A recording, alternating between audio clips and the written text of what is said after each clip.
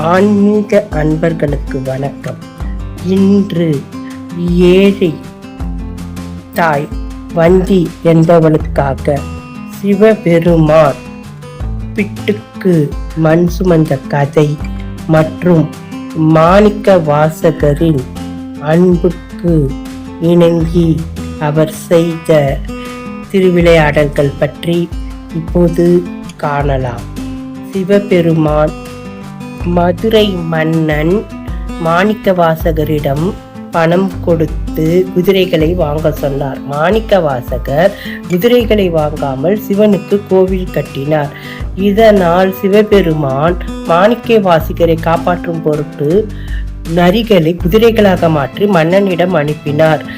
அது இரவு ஆனவுடன் நரிகளாக மாறி அந்த இடத்தை விட்டு ஓடியதால் கோபம் அடைந்த மன்னன் மாணிக்கவாசகருக்கு வைகை நதி ஆற்றில் தண்டனை தரும்படி கூறினார்.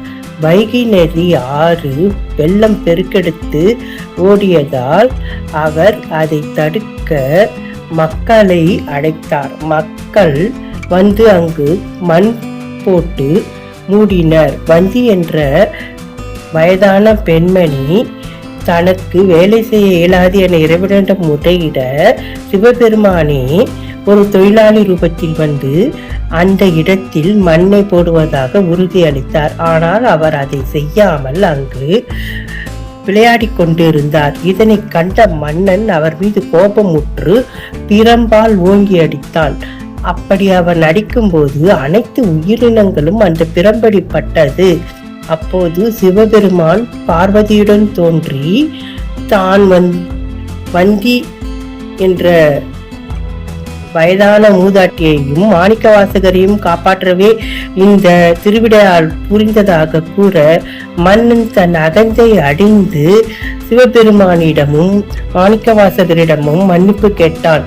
இக்கதையிலிருந்து நாம் அறிவது என்னவென்றால், இறைவன் தன் அடியவர்களுக்கு உதவி செய்ய வேண்டும் என்று முடிவு செய்துவிட்டால் எப்பாடுபட்டாவது அவர்களை காப்பாற்றுவார் என்பதே இதன் கருத்தாகும்.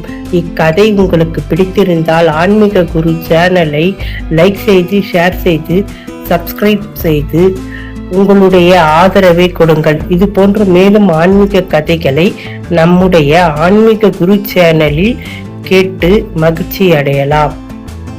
நன்றி நண்பர்களே.